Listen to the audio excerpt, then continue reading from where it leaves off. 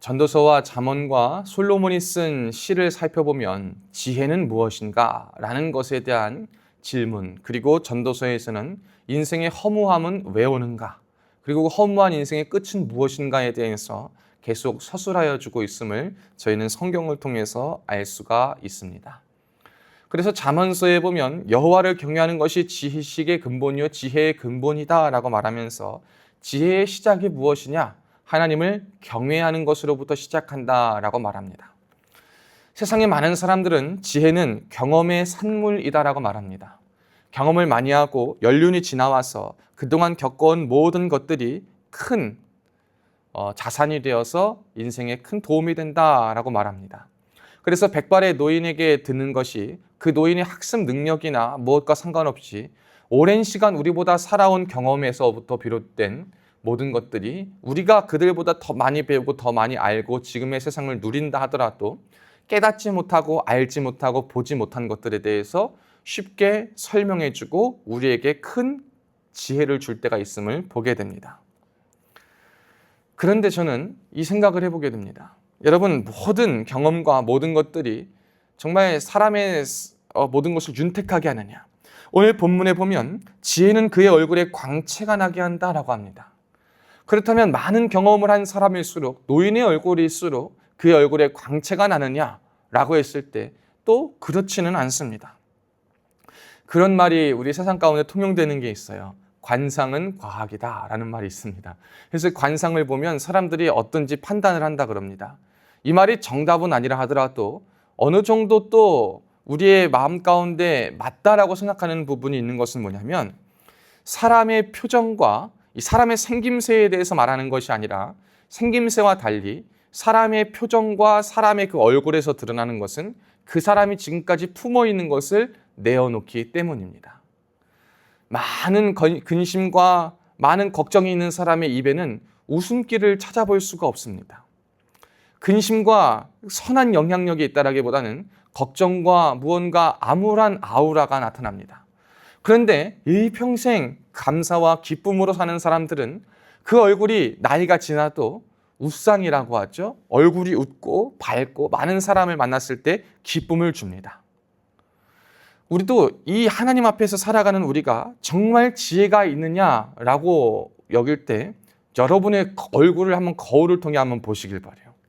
우리가 항상 이게 못생기고 잘생기고 잘 가꾸고가 아니라 우리의 마음속에 있는 것이 우리의 얼굴을 통해 어떻게 표출되고 있는가, 이것을 살펴보는 것이 지혜다라고 또 한 가지 말하고 있습니다. 즉 세상이 말하는 지혜와 성경이 말하는 지혜는 그 출발점도 다르고 그 양상도 다르게 됨을 보게 됩니다. 아까 이야기한 것처럼 세상에서 말하는 지혜는 경험으로 바탕으로 한 것이기 때문에 많은 사람들이 동의하고 있습니다. 그런데 성경의 지혜는 경험을 무시하는 것은 아닙니다. 많은 경험을 통해 우리가 하나님의 겪게 하신 일들을 통해 알고 배우고 깨지는 건 너무나도 중요한데 경험 속에 하나님의 뜻을 아는 것이, 하나님을 아는 것이, 그래서 하나님을 두려워하는 것이 참된 지혜다라고 가르치는 것이 우리 그리스도인들의 지혜고, 세상의 지혜는 하나님이 빠진 경험 그 자체를 지혜로 보는 것입니다. 근데 한번 생각해 봅시다. 세상이 어떻게 창조되었는가라는 것을 볼 때 하나님이 말씀을 따라 지으셨다라고 말합니다. 세상은 하나님이 말씀으로 말미암아 지어진 거예요. 해와 달과 별과 바다와 땅과 모든 것을 보았을 때에 많은 것을 과학적으로 발견하고 발전시키는 것 중요한 일입니다. 그러나 여러분, 아무리 과학이 발전하고 한다 하더라도 또 한 가지의 해를 만들어낼 수는 없습니다. 또 한 가지의 달을 만들어낼 수는 없습니다. 왜 그렇습니까? 그것은 하나님의 영역이기 때문입니다. 하나님께서 행하시고 하나님께서 만드신 것에 대해서 우리가 가까이 갈 수 없고 알 수 없기 때문에 많은 사람들은 더 가까이 알고 깊이 탐구하고 경험하는 것을 좋다라고 말하지만 하나님의 선에서는 그것을 넘지 않고 지키지 않겠다라고 말하는 것이 우리 그리스도인들이 가진 참된 지혜 있는 자의 모습입니다. 사랑하는 여러분, 저와 여러분은 이 땅 가운데 모든 것을 분별하고 살펴보시기 전에 하나님을 통하여서 하나님으로 인해서 살펴볼 수 있는 자가 되시기를 주님의 이름으로 축원합니다. 여러분, 우리의 경험 속에 하나님을 넣어두시길 바랍니다. 왜 하나님이 나에게 이 일을 허락하셨는가? 왜 하나님이 나에게 이것을 두셨는가? 저는 이 말을 하면서 참 조심스러운 것은 뭐냐면, 제가 지난주 주일에 여기 배수로를 지나가다가 잘 못 보고 그 우박길에 미끄러져서 거기에 발이 푹 빠져서 지금 여기 살이 까져 있습니다. 그래서 지금도 소독을 하게 되면 아프고 막 이런데, 제가 그거 하고 나서 하나님 왜 저를 이렇게 다치게 하셨습니까? 라고 하면 하나님 어이가 없으실 것 같아요. 어떤 사람이 말합니다. 시험 보기 전에 하나님 저 이번 시험 100점 맞으면 하나님 살아계신 거 믿겠습니다. 하나님 믿겠습니다. 저 하나님 내일 그냥 뭐 할지 다 생각나게 해주시고 뭘 해도 찍어도 100점 맞게 해주세요 했는데 100점을 맞지 못한 거예요. 당연한 일이죠. 근데 그 사람이 하나님 나 기도했는데 하나님 안 들어주십니다. 당신 의지하면 지혜 주신다고 해서 나 당신만 믿고 기도했는데 안 들어주셨습니다. 라고 말하는 것과 같은 어처구니 없는 고백을 하고 일을 하고 판단하는 사람들이 너무나도 많이 있습니다. 그렇기 때문에 참 말하기가 참 조심스럽긴 하지만 그럼에도 불구하고 우리가 하나님의 은혜 앞에 이걸 분별하고 질문을 해보셔야 돼요. 하나님, 제가 오늘 겪는, 오늘 만나는, 그리고 제 생각으로 이해할 수 없는 모든 일들을 나의 경험을 통하여서만 해석하지 않기를 원하고 하나님의 뜻과 하나님의 섭리 가운데 발견할 수 있는 제가 되게 해달라고 우리 기도해야 될 줄로 믿습니다. 여러분, 하나님의 섭리 안에 살아가는 것이 가장 복된 일이요 지혜의 첫 번째임을 기억하시기를 바랍니다. 여러분, 그 하나님의 섭리 안에 행하는 가장 그 중요한 것으로 오늘 본문의 1절부터 8절까지는 절대적으로 왕의 권위에 복종하라라는 것입니다. 구약시대의 왕은 하나님의 기름 부어 받은 세운 종이었습니다. 왕은 하나님께서 허락하고 세우신 분이었어요. 그렇기 때문에 모든 백성들은 왕의 권위와 왕의 통치 아래 잘 다스리는 것이 정답이었습니다. 왕의 명령을 잘 따라야 합니다. 권세 있는 자에게 하나님께서 허락을 하신 거기 때문에 그 권세에 순종해야 됐습니다. 그래서 다윗도 사울이 자신을 죽이려고 애썼고 드디어 다윗도 사울을 죽일 기회 가운데 있었음에도 불구하고 다윗은 내가 어찌 하나님께서 기름 부어 세운 왕을 내 손으로 해할 수 있으랴? 이것은 하나님의 영역이다. 그는 다윗을 굉장히 죽이려고 많은 세월을 보낸 사람이었습니다. 그런데 다윗은 그 사울을 함부로 죽이지 않았어요. 자신을 괴롭혔습니다. 자신을 힘들게 했습니다. 자신을 죽이려고 한 사람입니다. 그런데 그를 죽일 기회와 그 모든 괴로움을 끝날 기회 앞에서도 하나님께서 하신 일이기에 나는 함부로 할 수가 없습니다. 라는 것을 보게 됩니다. 여러분, 우리 그리스도인들에게 이 말씀이 주는 의미가 무엇이겠습니까? 오늘을 살아가는 저와 여러분에게 기억해야 될 것은 무엇이겠습니까? 여러분, 첫째로는 여러분에게 속한 여러분의 허락하신 권위와 질서 앞에 순종하는 것이 필요하다라는 것입니다. 여러분, 우리가 갈수록 권위가 해체됩니다. 포스트 모더니즘의 영향 아래 모든 것이 다 해체되는 해체주의의 문화와 영향 속에 살아가고 있습니다. 나이 든 것도 우리가 나이 든 게 뭐 벼슬은 아니라고 하지만 나이 든 사람 앞에 공경하는 것은 성경의 질서입니다. 부모에게 순종하고 공경하는 것, 노인을 공경하는 것은 성경의 질서이고 하나님의 섭리 가운데 지켜야 될 일입니다. 그런데 부모가 나한테 해준 게 뭐가 있냐라면서 부모에게 이것저것 잣대를 드러내며 부모에게 순종하지 않습니다. 부모를 내 기준으로 따지기 시작합니다. 여러분, 어른을 보고 공경하지 않습니다. 어른의 값을 보고 너와 나와 무슨 상관이 있냐라고 말합니다. 여러분, 무너져가는 시대를 살아가고 있다는 증거입니다. 저와 여러분은 그러한 시대의 문화를 따라가서는 안 될 줄로 믿습니다. 하나님이 세우신 질서와 권위를 따라야 돼요. 여러분, 하나님이 우리에게 뭐 수평문화, 수직문화 이걸 따지자는 것이 아니라 수평문화여도 공경할 것은 공경하고 지킬 것은 지켜야 하는 것이 그리스도인의 자세요 지혜 있는 자의 모습인 줄로 믿습니다. 왜? 우리는 하나님의 통치 속에 살아가기 때문에. 로마에 가면 로마법을 지켜야 되지만 로마법 속에서도 하나님의 법이 무엇인지를 판단하며 하나님의 법을 따르며 나아가는 것이 저와 여러분의 참된 지혜 있는 자의 모습이기 때문인 줄로 믿습니다. 그래서 여러분, 특히 군안에 있어서 저는 병사들이나 누구에게 가르치는 것은 여러분, 지휘관에 순종해야 합니다. 여러분, 회사에 가면 여러분의 직장에 권위를 두신 것에 순종해야 됩니다. 교회에서도 직분자에게 있으면 그 권위를 하나님의 은혜로 따를 줄 아는 자가 되어야 됩니다. 왜 그렇습니까? 그 모든 것이 주님께로부터 왔음을 알기 때문인 거예요. 여러분, 어떤 것은 주님께로 왔고 어떤 것은 주님께로 오지 않았습니까? 내가 기분 좋으면 주님께로 왔고 내가 기분 나쁘고 저 사람의 자질이 되지 않으면 저건 하나님께서 세운 거 아니다. 이러한 기본적인 판단이 세상의 판단이에요. 근데 우리도 동일하게 이 판단을 해서는 안 된다라는 겁니다. 오늘 본문에 보면요. 왕은 자기가 할 수 있는 모든 능이 있다 그래요. 왕은 마음대로 할 수 있대요. 하나님이 권세자들에게 주신 은혜와 특권은 뭐냐면 자신의 뜻대로 다스릴 수 있다는 거예요. 그런데 이 말을 다시 한번 하면 그들에게는 더 큰 무게와 책임감이 있다는 거예요. 하나님이 그에게 자유와 책임을 주신 만큼 그 자유에 따른 책임을 져야 할 의무가 있고 그 왕은 하나님에게 또한 또 다른 판단을 받는 거예요. 어떤 대로 내가 한 대로 맡겨주신 은혜를 어떻게 관리를 했느냐에 따라서 하나님의 평판을 받는 일입니다.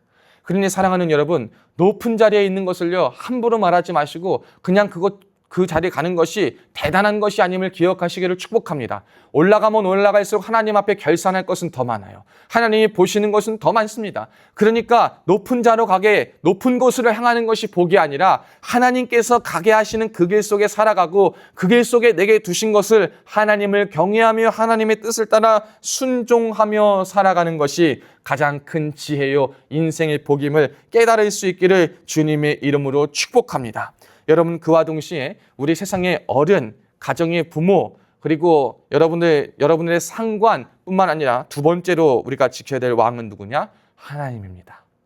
주님만이 나의 왕이십니다. 이 고백이 우리에게 많이 고백되어지고 있는데 여러분이 왕의 말씀에 순종하는 것, 이 말씀이 또한 우리에게 말하고 있는 거예요.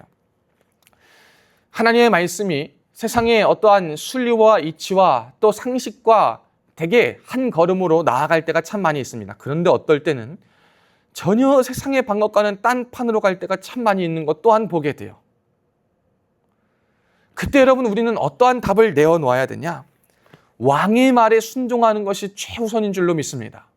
여러분 법에서도 최고의 법이 있어요.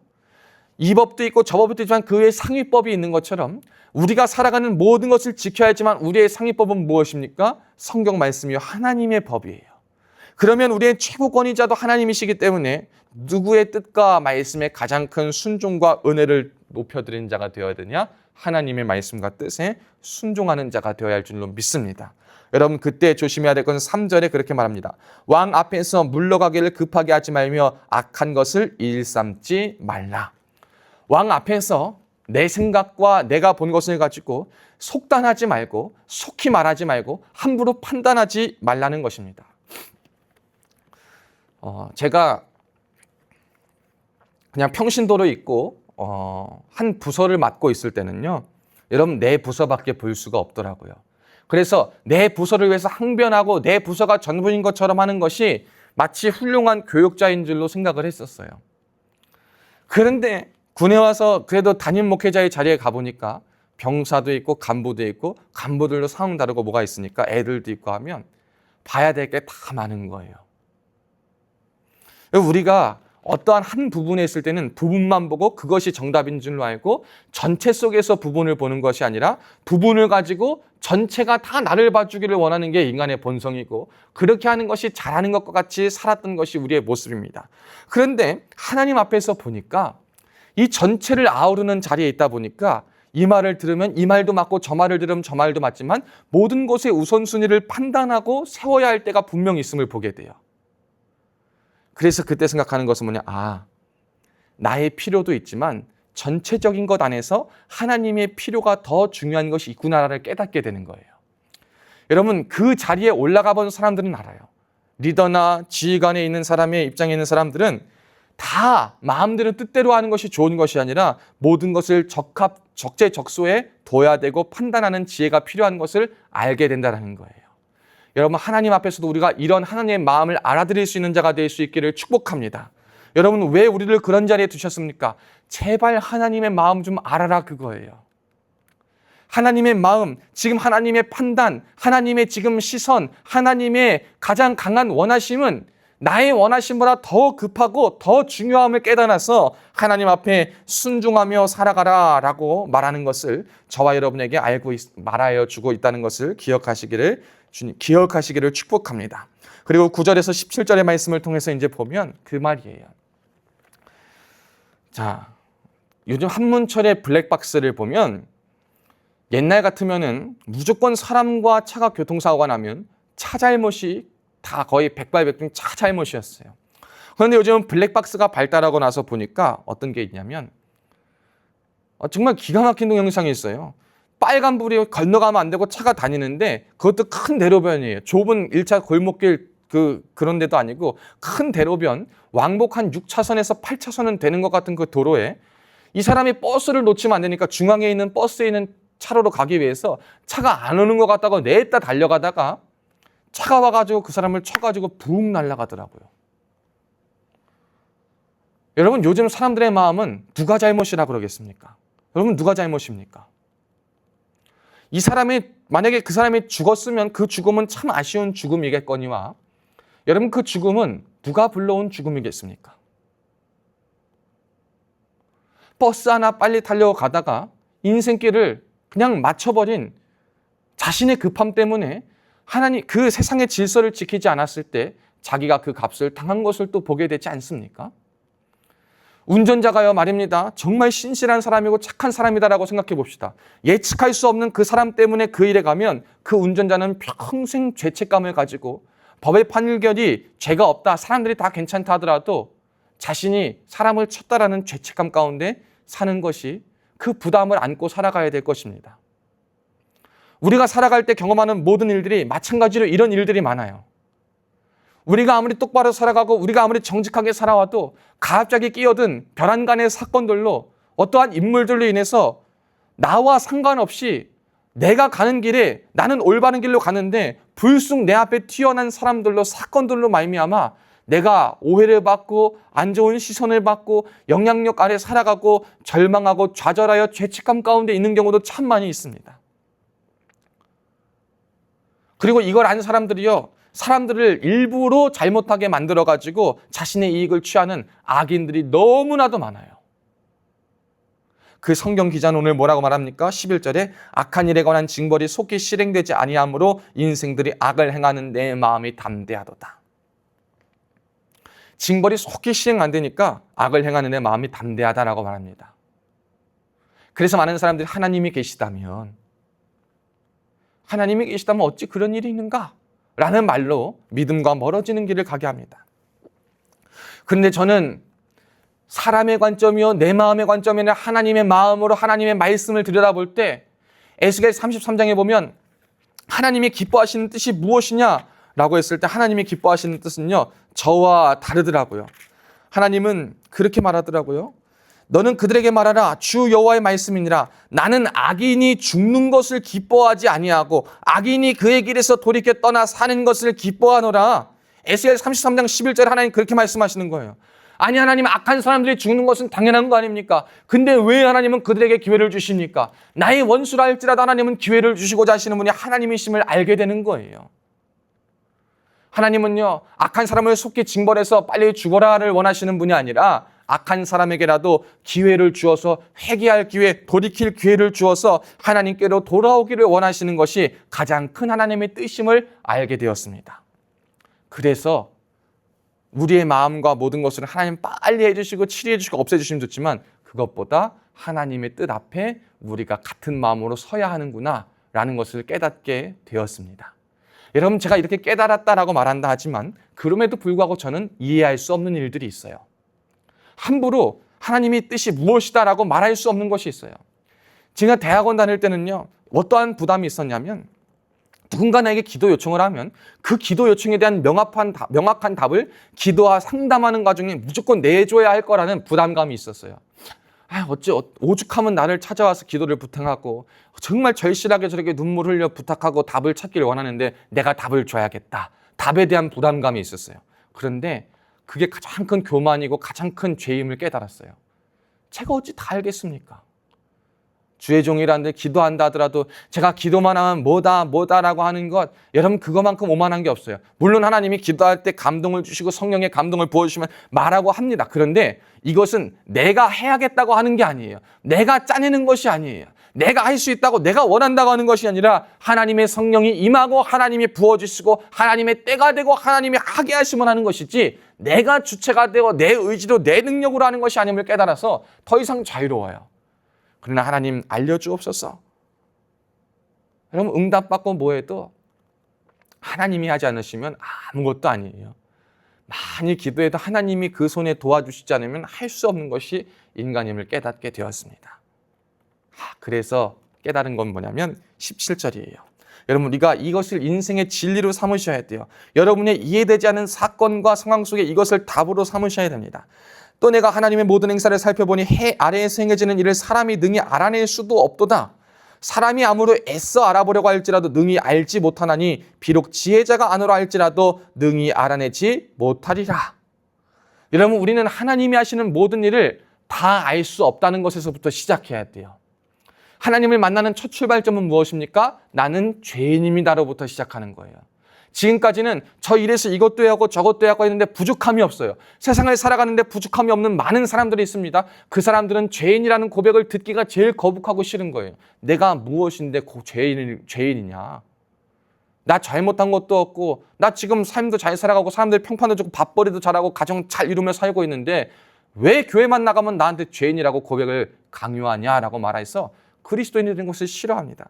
그런데 내 싫음과 상관없이 하나님 앞에 나오는 첫 번째 시작은 뭡니까? 나는 죄인입니다라는 고백으로부터 시작할 때 은혜가 임하는 거예요. 마찬가지로 하나님 앞에 섰을 때 막 내 머리로 내 것으로 다 이해하려고 하는 것이 아니라 하나님 드디어 제가 저의 한계를 깨달았습니다.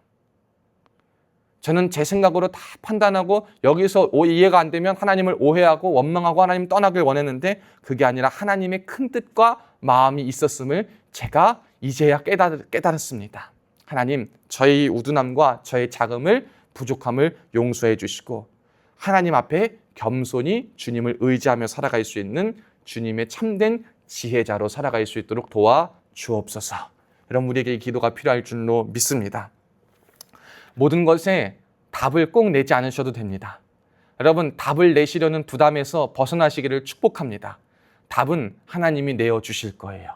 결론은 하나님께서 지어주실 것입니다. 우리는 지금 전도서에서 계속 이야기하고 오늘 본문 15절에서도 말하는 것처럼 먹고 마시고 즐거워하는 것, 수고하는 것, 우리에게 맡겨진 사명 가운데 오늘 하루의 사명을 감당하며 그 사명을 기쁨으로 오늘 하루를 누리며 사는 것이 우리의 인생의 가장 복된 일이요 우리가 할 수 있는 최선임을 기억하셔서 여러분 하나님의 결론 속에 우리가 함께 뛰어들지 않으시고 내가 쉽게 결론 내지 않을 수 있기를 축복합니다. 여러분의 인생을 하나님이 아름다운 것으로 결론을 맺어주시고 열매를 맺어주심을 믿습니다.